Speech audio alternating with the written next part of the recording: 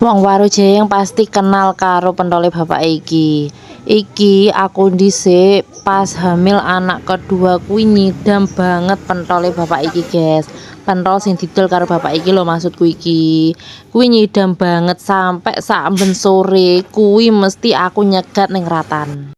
Ngemper sih yuk, guys. Kita ngemper.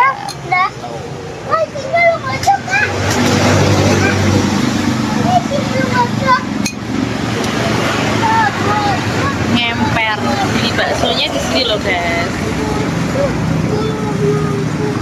Posisi neng Warujayeng kayak bapak ini nggak pulang.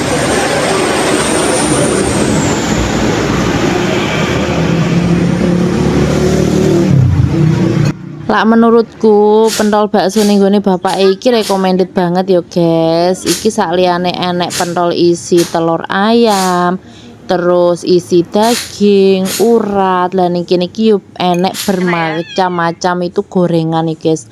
Tapi iki aku lali arepe nyepilno. Lah wis makan, saiki karo pulang digawe sangu pulang beli es, guys.